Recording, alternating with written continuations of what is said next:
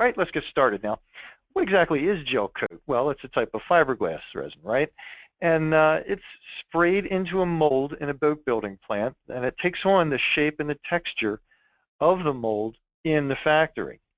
Now, that's why it's really important that manufacturers keep those molds in pristine condition. Otherwise, you won't end up with a beautiful boat like that.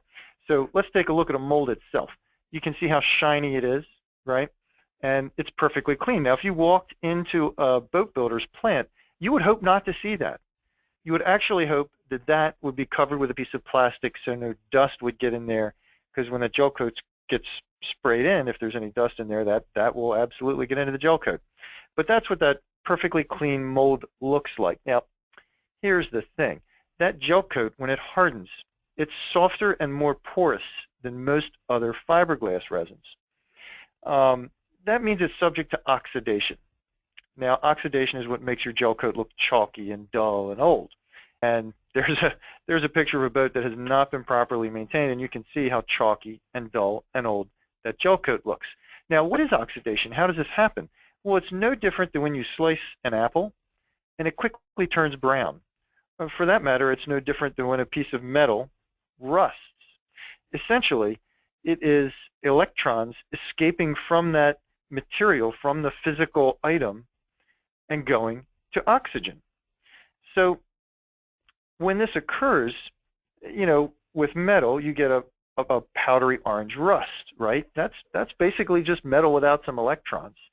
In gel coat, it doesn't turn orange, it doesn't get powdery, but you do get that chalky, dull look, and that is actually in the gel coat at that point. Now, it can be taken out, okay? Don't freak out if you've already got chalky gel coat. You can fix it, but it takes a lot of time and elbow grease. You basically have to grind it away with an oxidation remover, which has, you know, some abrasives in it, and if you do it too many times, eventually you can wear right through the gel coat. So we don't want to get there. Today we're going to talk about how to prevent ever getting there.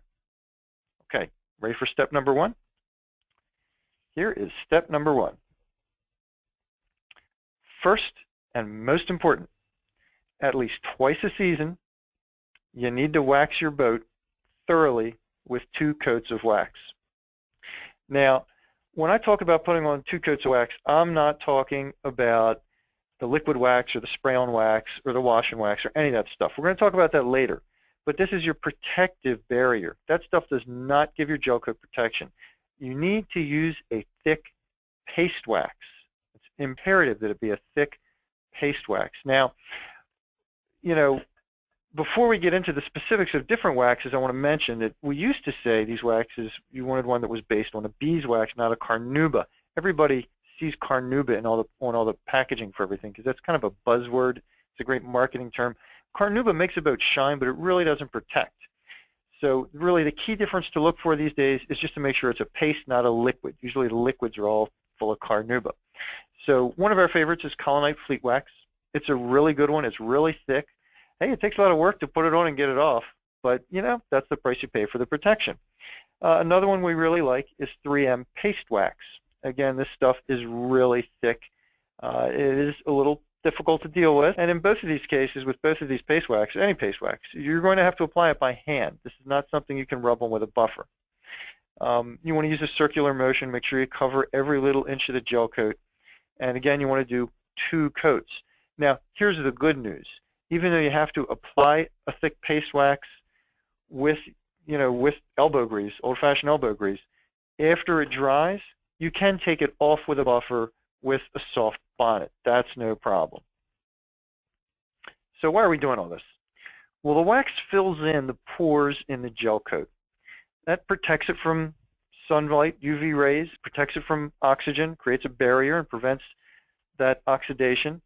And it also prevents things like water lines and fish blood, if you're an angler, prevents them from staining the gel coat. Now, here's not a bonus. Once you have a couple coats of really thick paste wax on your boat, it gets to be much easier to clean it up. If you pull into let's say you have a trailer boat and you pull into a boat ramp and you pull the boat out and it's got that scum line along the bottom, if it's a thoroughly waxed gel coat hull, it'll be really easy. It'll come right off with a soft brush. It'll be no problem. If you have a hull that hasn't been waxed in a year or two, that stuff will really stick on there and you'll be scrubbing. All right, so step 2. Step 1's that thick paste wax. Step 2, now we're going to talk about the liquid wax. Now, here's the thing about the liquid waxes. They're much easier to use, much faster, right? And in fact, we're going to watch a quick little video of a BoatUS editor, a guy named Mark Quirk, doing some liquid paste wax, or I'm sorry, liquid wax application. It was plain a little herky-jerky, but you'll get the picture. Here's the deal. Mark is simply squirting it onto his application pad and then doing a circular pattern. Remember earlier we talked about the paste wax to do a circular pattern. Now with liquid wax, if you want to do this with a buffer, that's fine. One important tip, never drip the liquid onto the buffer and then press the start button before you're leaning against the gel coat, because that buffer will shoot liquid wax all over the place. It makes quite a mess. Once you've got it on there, you can remove it with a buffer, you can remove it by hand. Either way is just fine. What you need to remember about this liquid wax is that it's really only good for a couple weeks. Okay, it offers you another layer of protection, but after a couple of weeks of rain and wind and sunshine, that stuff pretty much goes away. That's why we don't want to use a liquid wax for a base coat. If we did that, shucks, by the time June rolled around, there'd just be no wax left on the gel coat. So you got your thick paste wax, then you got your liquid wax. Now, here's one we really like, Meguiar's. That's a really good wax. Goes on nice and easy, comes off nice and easy, gives you a couple weeks of protection. Let's see. Another one that we like is Flitz Speed Wax. This is another wax that, you know, goes on, comes off nice and easy, gives you a couple weeks of protection. And my favorite is actually something called Eagle One Waxes You Dry. Now, here's why I love it so much. First off, you just spray it on and wipe it off. You don't have to wait for it to dry. Even better, this stuff can be used on a wet surface. So after you wash down your boat at the end of the day, you don't have to wait 20 minutes for it to get completely dry. You don't have to chamois it. You can just take this stuff and go right on down the hull, and it really makes a luscious shine. Now, let's take another look at a video. Mike, can we get up the video of Mark Quirk when he is removing the wax? Mark, as he is using a buffer to remove the wax, which really saves a ton of time. If you have a buffer, you do want to use it, particularly for removing the wax, whatever type you're doing. See how he just runs up and down along the hull side, and the wax comes right off. He's got a pretty serious heavy-duty buffer right there. You don't have to have, you know, the world's greatest buffer. You can buy a inexpensive orbital at West Marine or somewhere like that for, you know, 50, 60 bucks, and it will turn the half-hour, 45-minute job of getting all that wax off into a 15, 20-minute job. Important reminder, make sure you always have a clean buffer. A clean bonnet. The bonnet will clog up with that wax, so you want to make sure that you change it out often. A lot of times you can take it off, just shake it real hard.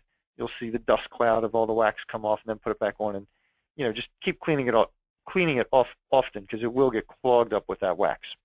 When you give it a wash, if you use a soap that has some wax in it, that'll give it a third layer of protection. It's a very minor league layer. You know, we're talking days, not weeks here, but it does give a little bit of protection, and it gives it that really beautiful shine, that bell-ringing shine. West Marine Wash and Shine is one product we like for that. Leaves you with a nice shine at the end of the day. Same goes for Orpine Wash and Wax. This stuff is also, it has some perfume in it, so it's scented. It smells nice. It smells piney. Same goes for Starbright Power Pine. That's another one. I love to use this stuff. The boat even smells fresh and clean. You give your boat tons and tons of protection. It is really the right way to go. Now, we put up this poll question on whether or not your boat is kept in direct sunlight, because this is not one of our 3 steps to maintaining gel coat, but it is still a really important part of whether or not your gel coat weathers quickly and how good it looks. If you have the ability to shield your boat from the sun, that's a really, really good thing. That will really help keep your gel coat in better shape. Now, if you can't get it out of the sun, you can invest in a tight-fitting cover. And this is very important. I wanted to bring this out. This is a great thing to talk about, because here's the deal. A loose-fitting cover is worse than no cover. Now, this cover will tighten down tightly, but as Mike said, it's loose in this picture. Well, here's the deal. The wind blows against that cover goes back and forth, back and forth, back and forth. It constantly rubs against your gel coat. It constantly rubs against your outboard cowl. And over time, it will act like sandpaper, and this will actually do more damage to your gel coat than just leaving it in the sun. The quintessential blue tarp that you drape over your boat and tie at the bottom, it's virtually impossible to get those things really tightened down. And you hear it rustling in the wind, right? You know what I'm talking about. You've walked through the boatyard. You've heard this. You hear that the cover makes when it rustles in the wind. That is rubbing against the boat constantly. In the long term, that can do real damage. Years ago, I had a, what was it? It was a Twin V19 with a 140 Suzuki on it, and I babied that boat, and I kept it looking perfect. And one year, my cover had ripped, and I had to replace it, but I didn't have time to replace it before the first snow was going to come. So I ran out, and I got a blue tarp, and I put it over the boat, and the wind blew, and you know, it rubbed the black off the corners of my outboard. I was so upset with myself. I was livid at myself. But you know what happened, so you got to be careful about that. Now, another thing you can do is obviously if you have a garage or a carport, and you have a trailer boat, you can park it in the garage or carport. Now, I'm just going to say, if there's anybody out there who currently has a trailer boat parked on the street and currently has a car parked under the carport or the garage, you've got your priorities screwed up. Put that car out there on the street where it belongs, please, and put your boat inside under the carport where it belongs. One more thing I want to mention here, and not everyone can do this, but if you have the ability to keep your boat in a boathouse or a dry stack, that's actually pretty good too. At first, dry stacks, I never really liked the idea of having my boat out of the water sitting in a rack, but a lot of them are covered, and actually in the long term, it's pretty good for the boat. Now, I want to talk about a few things that you got to be careful of that will really damage your gel coat if you're not careful. Here's one of them, this marina. Now, I used to have a business marina, and it was moored all the way over towards the bridge. And every time I came down to the boat, it was covered with these tiny little black dots. It took me a couple weeks to figure it out. Well, it was soot coming from all the traffic on the bridge, and it was just raining down on my boat. That is exhaust. That is soot. Never moor your boat under a bridge or even near a bridge. I actually got them to move me to the other side of the marina, and then I still got these black dots on there, but it only happened when we had a southeast wind, and it actually blew the exhaust over onto the boat.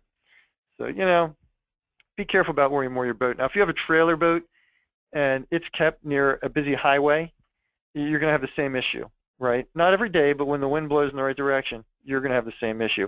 Years ago, I discovered the same thing can happen when you're near industrial areas. When I was a kid, we had a boat on Back Creek up near Baltimore, and of course back then Bethlehem Steel was in operation, and whenever the wind blew the right way, I think it was the southeast, whenever we had a southeast wind, we'd go down to the boat on the weekend, and there'd be all these little teeny tiny orange dots all over the boat. It was crap coming out of the steelworks. So if you're near an industrial area, again, this is going to be a problem. If any of this stuff gets on your boat, on your gel coat, immediately rinse it off. This is at my house, and the first boat, that's an Everglades 243. I wish that was my boat. It wasn't. I had it for a test for a little while, but behind it, you can see that Glacier Bay 22 back there. I don't know if you can tell in the picture, but it's right next to a mulch bed. Just to the left in the picture, there's a mulch bed along the ground. Well, I was getting all these tiny little black dots, kind of like tar, on my boat. And I thought, man, I must be getting tar off the road when I trailer back and forth to the ramp. But that wasn't it, because I'd come home, I'd wash my boat down real good, maybe I'd give it a wax job, it'd look beautiful, and the next weekend I'd walk out and I go, wait a minute, where all these little black tar-like dots come from? And I started researching this and discovered there is this wacky thing called artillery fungus. And when it releases its spores, they go everywhere within about 20 feet, and they live in mulch beds.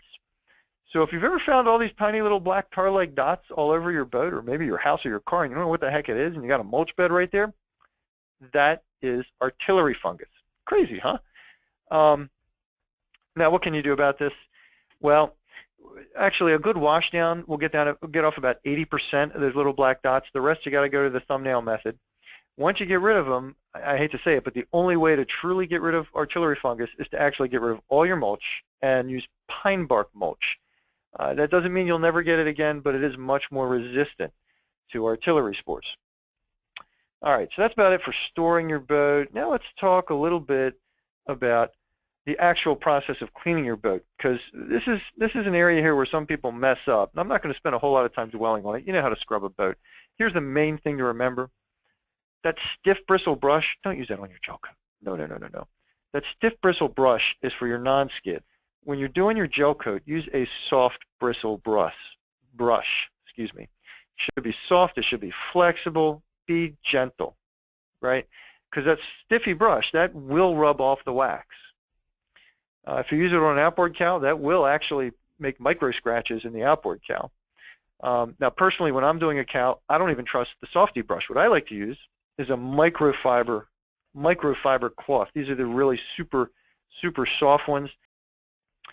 All right, there's one more thing we need to address, and that's another common stain that gets into your Gelcoat that you have to attack in a completely different manner, and that's rust stains. Rust stains cannot be scrubbed out, right? Doesn't work. You've probably been there. You got that orange streak going down the side of your boat right behind a through-hole fitting. You sit there and scrub. You scrub for 3 days. You're not going to get it all out of there. What you need is an acid-based cleaner. Most of the cleaners designed to attack those rust streaks are based on oxalic acid. This is one I really like, Davis FSR. It's a jelly, and you spread that jelly on the rust stain, and you just stand back and wait, and 5, 10, 15 minutes later, the stain's just gone. I can't tell you I know exactly how this stuff works, but it works. Now, a couple things. A, you don't want to breathe in the fumes from it, and B, you got to be wearing rubber gloves, because that stuff will burn your skin if it gets on it. It is real live acid. Another really good one is Mary Kate on off. Again, don't breathe this stuff in. Only use it outdoors for sure. I wouldn't even use that in my garage. And another really important thing is if you have a boat on a trailer, or even just if your boat has a metal through hull and any of this stuff gets on it, these acids will burn away metal. You got to be really careful to super rinse off everything after using this stuff. If you get it all over your trailer, it'll eat it away in a season. So tons of fresh water afterwards, rinse it all away, and are you ready for the good news? After you get done using this stuff, well, you've also burned away all the wax. So guess what? You get to start the whole process all over again. And we're ready to field questions. If anybody has any questions, we can talk about brands, we can talk about different cleaning systems, boat washes, how to address non-skid in particular, any of this stuff. Non-skid, oh yeah, that flummoxes a lot of people. Right? Yeah, that's a toughie. And actually, the best thing that I found to deal with non-skid is actually to power wash it gently. Gently. You don't want like a 5,000 PSI power wash or anything, but you want to gently hit it with a power wash, and that'll get everything off of there. And now if you go back and wax it, now you need to do this to seal it, right? But if you go back and wax it, it becomes an ice skating rink. You've been there, right? So there is a specific wax. It comes in a brown bottle. Look for the brown bottle. If you ask your guy at West Marine, or if you Google it, wax for non-skid, it will pop right up, I guarantee you. There's only one kind I've ever come across, but it's pretty well known. And that stuff will keep your non-skid from being sticky, or from being slippery. We have a question. Here. When do you apply polish? Yeah, so after you've gone through your waxing process, you can use a polish. Now, it will give you some extra shine. It won't give you a ton more protection, but it will give you some extra shine. You have to be careful. You want to read the instructions on the polishes, because there are some that don't go well with wax. Actually, you probably remove a good bit of the wax when you apply the polish. Others are just fine with going right over top. So you do want to read carefully on the label and figure out which you want to go with. Now, some of the polish systems, I'm calling them systems because a lot of the manufacturers have, stage 1, stage 2, like that. Some of them more or less replace wax. They seal the Gelcoat pores, and they also have like a secondary or tertiary coating that gives you extra shine.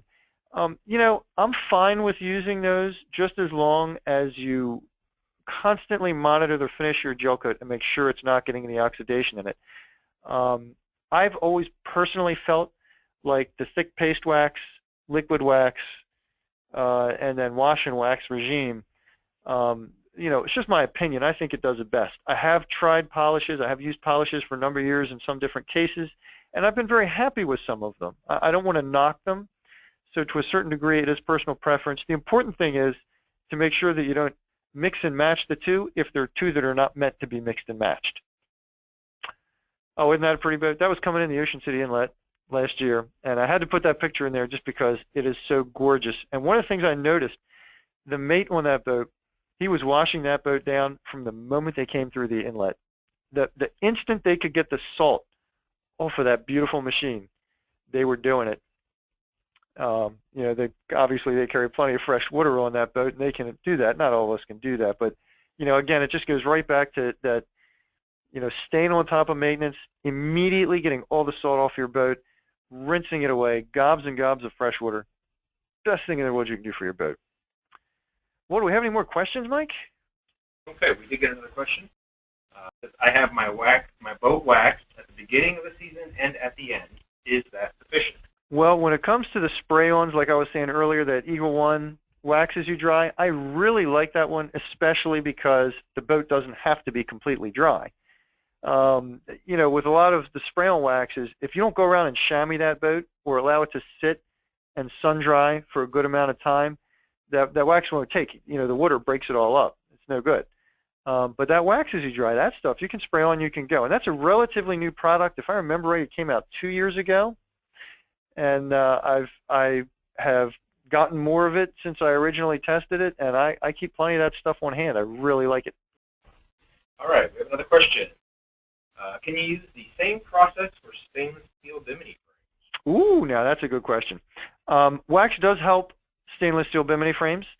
However, there are metal polishes and metal protectants that are made specifically for the metals. You know, I can't tell you I know the physical properties, the physical differences between those products. What I do know is I have a friend who works at Starbright, known him for many, many years. And of course, they have a whole lot of cleaning products. And I know that they actually invest an awful lot of time and effort into research and development and making sure that the products actually do what they want them to do, actually work as best they possibly can. They have chemists who sit there and, you know, they change molecules around and they make this stuff as good as they absolutely positively can. Personally, on my boat, the only stainless I have is going to be in the rails. I do wax them when I wax the rest of the boat. But when I'm ready to spend some time really making the boat right, I break out the metal polish, and that's what I use there. I also use it on my steering wheel and a few other select stainless parts.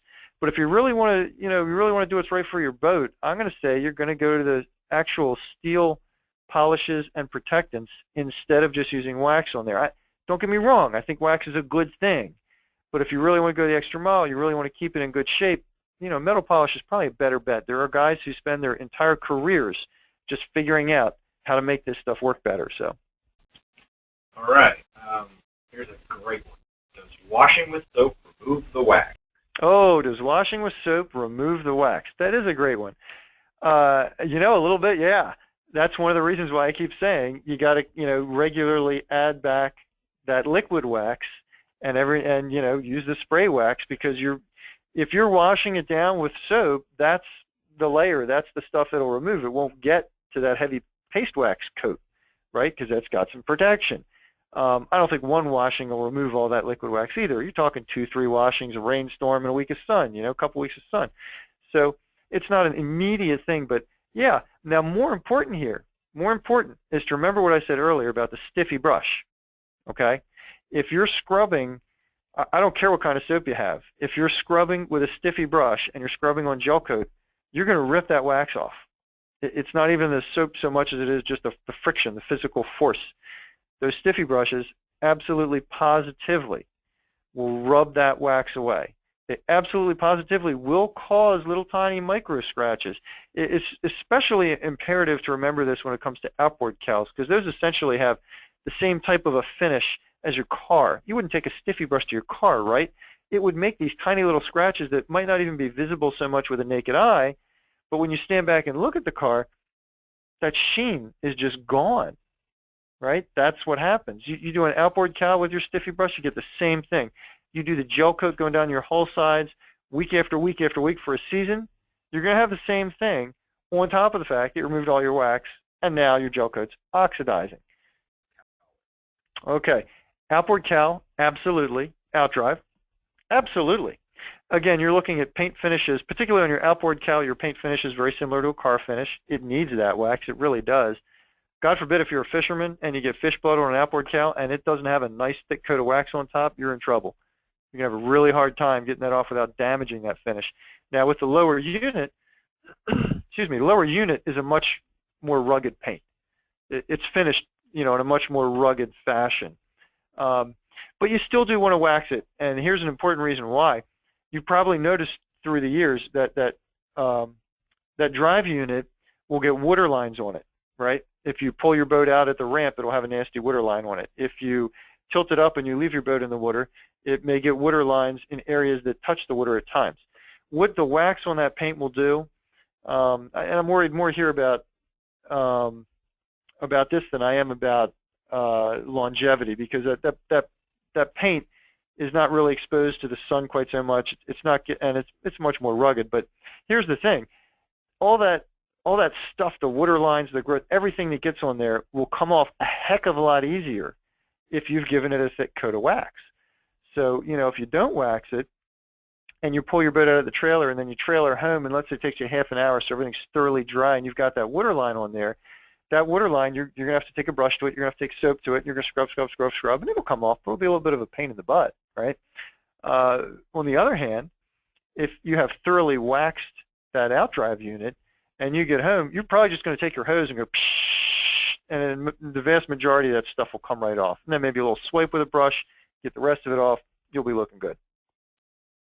Okay, Lauren sent us a question. What products do you recommend for upholstery? And of course, I'm assuming he means vinyl. Oh man, that's a toughie. That's a toughie. I've been fighting this battle for years. There are all kinds of vinyl protectants out there, and I got to say, Lawrence, I'm sorry, I can't be of much help. My honest answer is they all seem to be about the same. I really have never encountered a standout. That said, pretty much all of those vinyl cleaners, once mildew gets into that vinyl, it ain't coming out. It's really tough to get it out. The most important thing you can do is wash down your vinyl with soap every time you use your boat. If you don't use your boat for a week, get to it and wash it off. And if you constantly keep it clean, that does help keep those mildew spots out. But man, once they're in there, I've only found one thing that will actually take them out. You ready for this? The vinyl people are going to hate me for saying this. Bleach. Yeah, Ooh is right. Bleach will get it out, and within a season or two, your vinyl will be totally trashed. Bleach will kill it. And I've gone down this road when the mildew has gotten so bad and the vinyl is already kind of on its last legs. I mean, this stuff does have a limited lifetime. If you get 10 years out of vinyl cushions, you're doing good. In some places, 5 years is more like it. So when it's getting to be old and cruddy and it's not looking so great, that's the time to break out the bleach. You can stretch it for one more season by giving it a really good cleaning with bleach, and then it looks pretty. But you got to understand, you got to recognize that at the end of that season, that vinyl is going to be crackly. It's going to be coming apart, and you're going to have it completely replaced. When you get to the point where you need to replace it, you can kind of buy yourself one more season that way. But man, beyond that vinyl's a toughie. It's a limited lifespan, and I can't say I've ever found any single product that really does any better than all those kind of general vinyl cleaners. So Charles commented to repeat the question. And the question is, do you suggest waxing below the waterline? Waxing below the waterline. That's an interesting question. If you have the ability to, absolutely. A lot of people can't do that, obviously. And if you have a boat that's kept in the water and you've got bottom paint on it, well, then heck no, right? Some people think that wax will make your boat go faster. That's generally not really so true. The guys that are really into getting their boats to go fast actually, what do they call it, blueprinting? They actually blueprint the bottom, they fair it, They make it uber, super duper smooth before they wax it. Just waxing it in and of itself, I'd be surprised if you gain more than half a mile an hour. But, again, it will make it really easier to clean the bottom of the boat, and it will help prevent that oxidation. Now, this is the first time, I want you to notice, the first time I reversed oxidation with make it easier to clean. I always say first protect oxidation, then it's easier to clean, because I'm working in order of importance here, right? So why did I flip that around when we're going to the hull bottom? Well, very simple reason. The hull bottom is not exposed to sunlight in the same way that the hull sides and the top sides are, right? It just takes a lot less of a beating, whether the boat's on a trailer or a lift or wherever it may be. So I consider it a little less imperative, just a little less imperative from a maintenance standpoint, but still a good thing to do. And again, really helps you clean the bottom off. That yellow stain you had on your boat, Mike, that would have been a lot easier to clean off. You wouldn't have to go to the acid if you had 2 layers of wax on there. What do you recommend to remove the slime at the bottom of the water? So that's actually a toughie. That is. Number one, you're going to have to pull the boat to do this, right? And number 2, those acid-based cleaners are about the only thing that will totally remove all that staining. Just the slime itself, you can usually lean over the side of the boat and get pretty good with a scrub brush, soft scrub brush, right, on the hull side.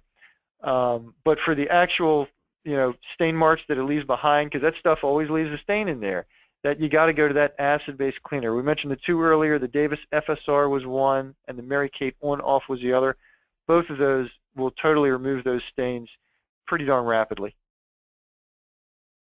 Do you recommend using rubbing compounds before using base?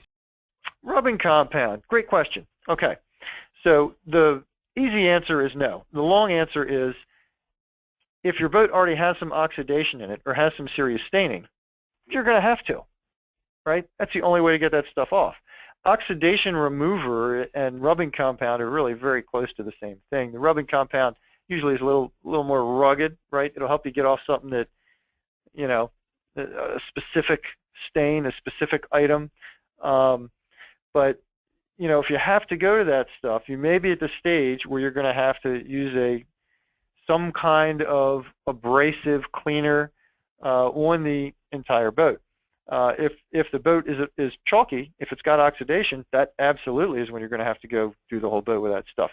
Now, you want to bear in mind, let's say you don't have to do the whole boat, but you got one spot where you've got to use rubbing compound. Well, you got to remember everywhere around there needs to be rewaxed, because that rubbing compound removes every molecule of wax. Okay, it's pretty abrasive stuff. So that's all we have time for today. I'd like to thank Lenny Rudow, and thanks to you too for checking out this webinar. Please visit BoatUS.com for more information, tips, and techniques on how to care for your boat. Goodbye.